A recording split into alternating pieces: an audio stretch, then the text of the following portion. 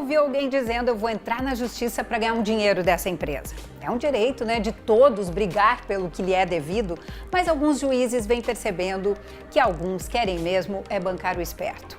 Nestes casos, o que acontece é quase um tiro no pé.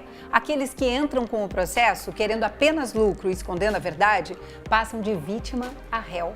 Ou seja, são condenados em vez de ganhar o processo. O advogado Ricardo Marfori vai nos explicar melhor por que isso acontece. Tudo bem, Ricardo? Tudo bem, tudo ótimo. Eu queria perguntar para você o que leva as pessoas a mentir na justiça. Bem, em primeiro lugar, nós não podemos generalizar, a questão. Nós sabemos que o mercado de consumo, ele é evidente num país como o nosso, onde as relações de consumo, elas fomentam 90%, se não 70% a 100% da atividade do Poder Judiciário. Bem, a facilidade com que um consumidor tem de demandar, ela encontra na própria lei, tanto na lei dos juizados especiais, como no Código de Defesa do Consumidor, que impõe ali várias facilidades para que um consumidor entre com uma ação judicial. Dentre os quais, a própria gratuidade do acesso ao Poder Judiciário, o benefício da inversão do ônus da prova, ou seja, aquilo que ao fornecedor é determinado provar, a ausência de pagamento de verba, o que se chama de sucumbência ao final do processo, e principalmente nos últimos anos, a instituição do processo eletrônico, embora seja uma iniciativa para que se promovesse maior celeridade no trâmite das demandas judiciais, mas ele acaba por colocar uma facilidade maior para aquele consumidor mal intencionado a demandar em juízo. Ou seja, o consumidor mal intencionado, ele vê ali uma brecha, E aí eu queria te perguntar isso, quer dizer, muita gente acha que o processo judicial, ele existe para penalizar a empresa ou os fornecedores. É correto pensar assim? Não, não é. O próprio Código de Defesa do Consumidor, ele impõe, ele determina direitos e obrigações tanto para os consumidores como para os fornecedores. O fornecedor, ele também tem o direito de estar em juízo defendendo os seus interesses. E na medida em que ele recebe esse tipo de demanda, ou seja, consumidores mal intencionados provocando a intervenção do Poder Judiciário em desfavor das empresas, é necessário invocar esses direitos para agir, sem dúvida alguma.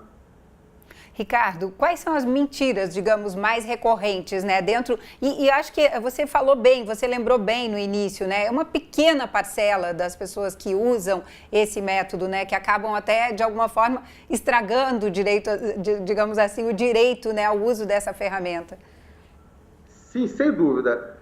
Não generalizando novamente, mas nós podemos destacar três hipóteses, A primeira é aquele consumidor legitimado, ou seja, aquele que tem um direito, por alguma razão, ele teve um entrave na relação de consumo com o fornecedor e buscou o Poder Judiciário, mas ele não precisaria necessariamente buscar o Poder Judiciário para obter a satisfação ali do seu pretenso direito. Mas ele vê a porta aberta do Judiciário com uma grande chance de lucrar, de obter uma vantagem.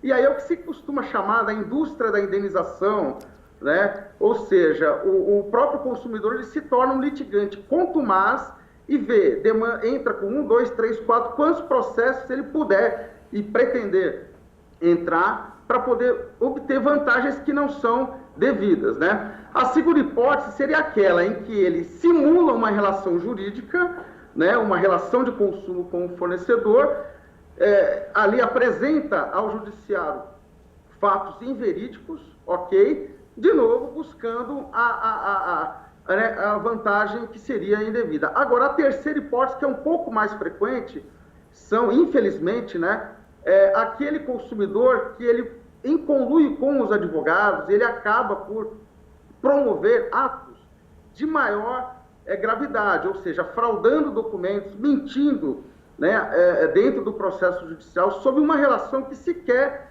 vez ou outra, ela existe, ou seja... Pois é, Ricardo, eu queria te perguntar isso, quer dizer, você levantou 3 possibilidades aí, que seriam as brechas que o consumidor mal intencionado usa à justiça.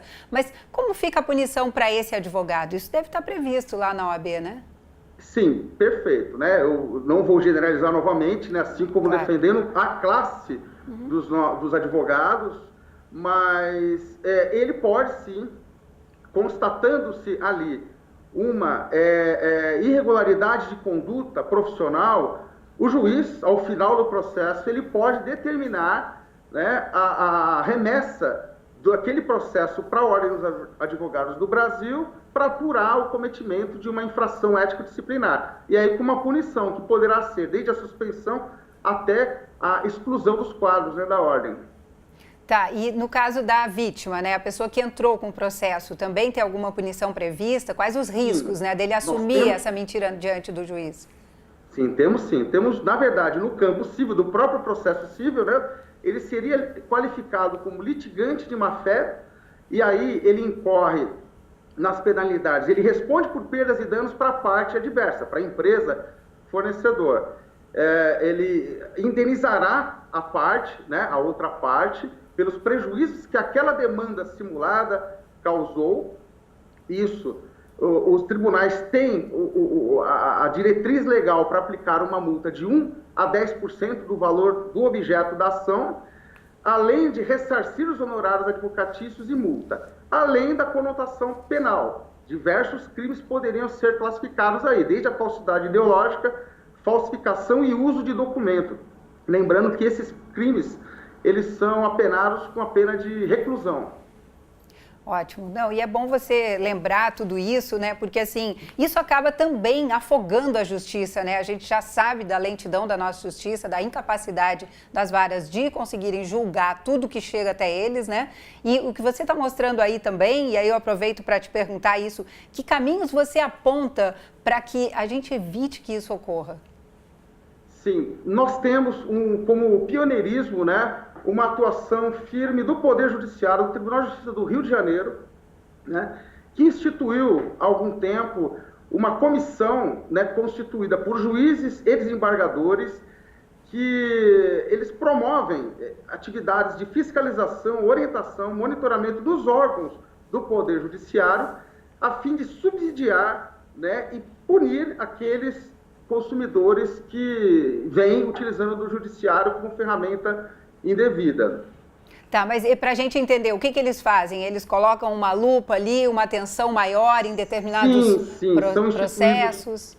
Perfeito. São instituídos filtros melhores, né, no momento da distribuição das ações, onde o juiz, o magistrado, o órgão, né, judicial, ele consegue fazer algum cruzamento de dados, verificar se aquele, né, consumidor, ele já tem um número elevado de demandas, se elas são reproduzidas, se os documentos que estão instruindo aquela ação, eles são verídicos, né? E ao final já orientando para aqueles juízes, promovendo seminários, etc., para que os juízes se preparem adequadamente. Nós já percebemos isso na prática, né? Dentro do nosso campo de atuação, um forte resultado em relação a isso. Vários são as demandas que são travadas na sua origem por atuação do Poder Judiciário, né, por força dessa comissão que foi instituída. Por exemplo, como eu estou dizendo, né, do Poder Judiciário do Rio de Janeiro. Bacana, vai mapeando os espertinhos, né? Ricardo Marfori, muito obrigada por suas informações aqui no Conexão, viu? Eu que agradeço, estamos à disposição.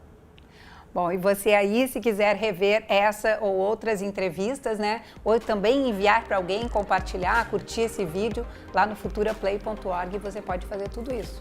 Até uma próxima.